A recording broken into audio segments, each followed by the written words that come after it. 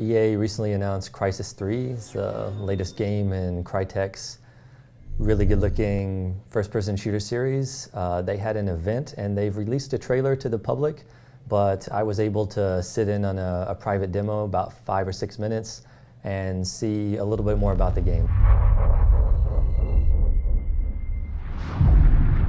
It's still set in the same storyline, the same world. There's an alien invasion.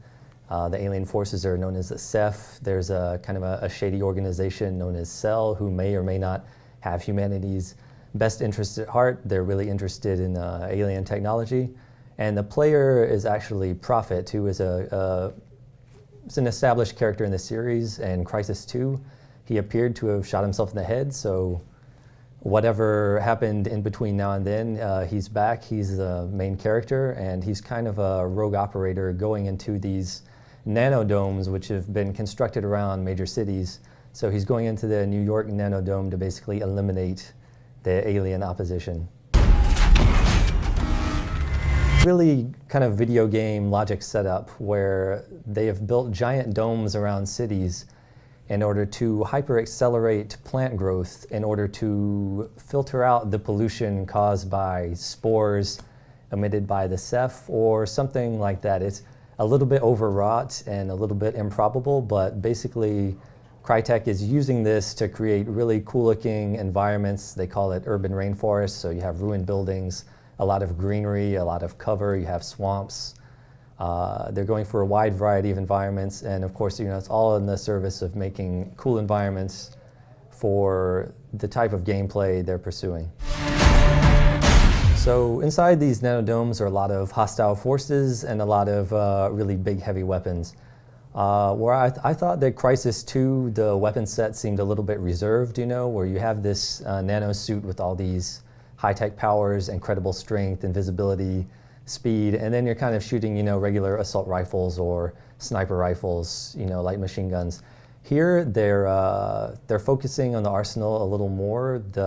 They have a hunter theme going for the main character, so he carries a kind of a tech bow, and it can fire various warheads. There's a typical stealth warhead that can just kind of be fired while you're cloaked.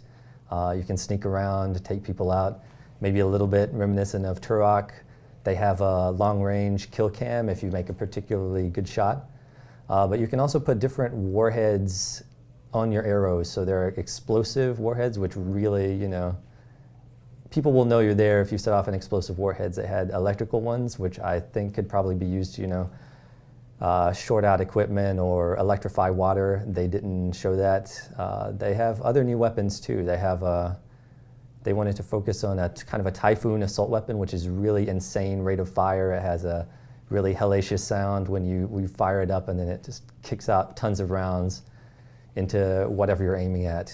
Prophet's also able to use alien weaponry because of there's some kind of technological integration going on with his suit, so he's able to interface with this weaponry you weren't previously able to use, and they had really destructive stuff like a rapid-fire plasma grenade launcher that could also shoot plasmic rockets, and it was just incredibly powerful. But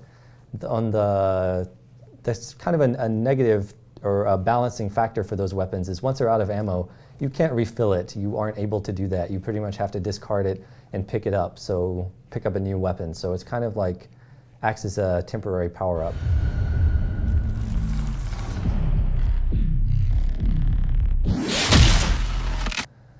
The suit powers are still back, largely able to do the same things you were able to do in the past games. You can cloak, be sneaky, whip out your bow. You can punch a guy and send him flying off a cliff. You can do superpowered jumps.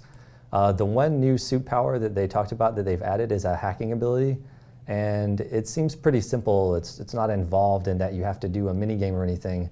So what the instance that they showed was you're highlighting a turret, and you basically held down a button, you hacked it, the turret started firing on the enemies, turning on its masters, and the guy was able to sprint through the environment and just kind of create a distraction. So that's one new suit power they're adding. In terms of the overall gameplay, they're focused on, it's just really big weapons, the very realistic environments. They did show some destruction I think it was along the lines of what we saw in Crysis 2. The build I saw was running on PC, and it's CryEngine 3 with some improvements. Specific elements they called out include lens flare. They said they're bringing ambient life back, which I think there was some of in Crysis 1. So in Crysis 3 in the trailer, you can actually see little frogs swimming around. Yeah, the environments look really, again, it's really realistic looking. And I think it is a small step up from Crysis 3 at least. It seems like they're still going for adaptive sandbox gameplay, or at least that's what they call it. They have, a number of acronyms, and like the AAA experience, which is assess, adapt, and attack, maybe. I might have gotten one of those A's wrong, but basically they're, these guys totally know what they're doing in regard to shooters. It looks like they still want to kind of have an open approach, whereas Crysis 2 did feel a little bit controlled compared to the kind of open, wide-ranging Crysis 1. The demo we saw was kind of like Crysis 2 in that it seemed heavily tied to the dialogue. The guy seemed to have a specific objective, and he didn't really seem to go off on any tangents in the environments. Of course, that is a demo, so it remains to be seen what exactly the overall flavor of gameplay will be. There is one thing left to do. So far, it was a kind of a narrow slice of the game we saw, only a 5 to 6 minute demo. It took place in one area, which is a swamp. There was, really cool looking water, really cool looking stuff. They want to have a lot of variety in the environments, and I would expect that we'll see more video of this soon. These guys are aiming really high in terms of the technical presentation, and I'm sure they're going to want to show it off in the near future.